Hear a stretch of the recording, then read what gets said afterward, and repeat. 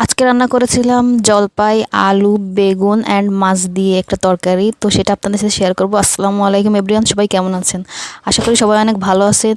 আলহামদুলিল্লাহ আমিও খুব ভালো আছি। তো চলেন রান্নাটা শুরু করি। প্রথমে মাছগুলো সুন্দর করে কড়াইতে দিয়ে ভেজে নিলাম উল্টে পাল্টে। দেখেন মাছটা একটু ভেঙেও গেছে, কেউ মাইন্ড করবেন না। আবার কড়াই দেখে, এটা কিন্তু অনেক পুরনো কড়াই, এটা দিয়েই আমরা রান্না করি।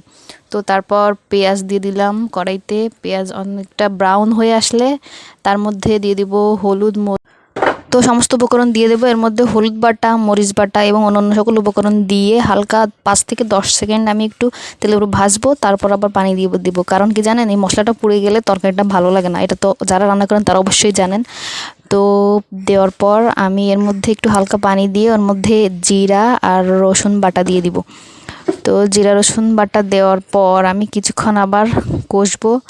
কষার পর এখানে দেখেন এক পর্যায়ে পানি দিয়ে দিছি।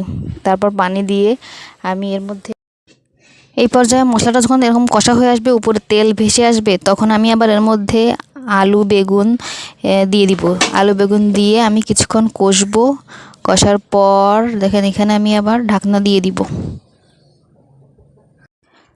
আচ্ছা, ফাঁকে আমি আপনাদের সাথে একটা কথা বলি। দেখেন, থটস অফ বিল্লাল ভাইয়ের একটা বই বের হয়েছে, আমি দেখছি। ওইটা নিয়ে অনেকে অনেক ট্রোল করতেছেন। কেন করতেছে আমি জানি না। আসলে মানুষ, সে সেলিব্রিটি একজন, সে একটা 200 টাকা দিয়ে একটা বই বানাক বা 150 টাকা দিয়ে একটা বই বানাক, সে যদি 1000 টাকা বা 2000 টাকায় বিক্রি করতে পারে, তো আমাদের সমস্যা কোথায়, তাই না? আপনি যদি পারেন তো আপনিও করেন, সমস্যা কি? মানুষের পিছনে কখনো লাগতে নেই। মানুষের পিছনে লাগলে আসলে কখনো ভালো থাকা যায় না। এই জন্য যার যারটা তার তারে আসলে সে তো আর কাউকে জোর করে নাই যে আমার বইটা নিতেই হবে, কিনতেই হবে। সে শুধু বইটা বের করছে, যার সামর্থ্য আছে সে কিনবে, যার সামর্থ্য নেই সে কিনবে না। কেউ যদি 10 টাকার 10,000 টাকা দিয়ে কিনতে পারে, আমাদের সমস্যা কোথায়? সে যদি বিক্রি করতে পারে, তাতে আমাদের কোনো সমস্যা নেই। এই জন্য মানুষকে নিয়ে সমালোচনা বাদ দিন ভাই। আপনার যেটা আছে সেটা নিয়েই আপনি কন্টেন্ট বানান, সেটাতেই মনে হয় ভালো হয়। তো দেখেন এখানে আমার রান্নাবান্না হয়ে যাওয়ার মতো প্রায়। কষানোর পানি দেওয়ার পর আমি ঝোলের পানি দিয়ে দিছি। তো ঝোলের পানি দিয়ে আমি এখন কিছুক্ষণ ঢেকে দিব। ঢেকে দিয়ে রান্না করব। ও, ভিতরে আমি আবার মাছ দিয়ে দিয়েছিলাম। এটা কি মাছ আমার আসলে নামটা মনে নেই। এখানের মধ্যে পুঁটি মাছ আছে, আবার অন্য একটা কি মানে মাছ আছে। আপনারা যদি নামটা জানেন তাহলে কমেন্টে অবশ্যই বলে যাবেন। আর আমার ভিডিওটি আপনাদের কাছে কেমন লেগেছে অবশ্যই কমেন্টে বলে যাবেন। আমি প্রথম ব্লগ করতেছি, আপনারা একটু সাপোর্ট করবেন, ভালোবাসা দিবেন, তো আমি সামনে যাতে এগিয়ে যেতে পারি। তো এখানে দেখেন তরকারিটা, মাছটা দেওয়ার পর আমি এখানে আবার ঢেকে দিব।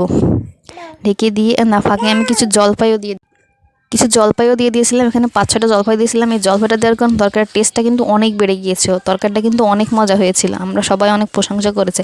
তো আপনাদের কাছে ভিডিওটি কেমন লেগেছে অবশ্যই কমেন্টে জানাবেন। আর সবাই আমার পাশে থাকবেন, ভালোবাসা দিবেন, সাপোর্ট করবেন। আশা করি সবাই আমাকে সাপোর্ট করবেন। তো সবাইকে ভালো থাকবেন। আসসালামু আলাইকুম। এটা হচ্ছে আমার তরকারি ফাইনাল লুক।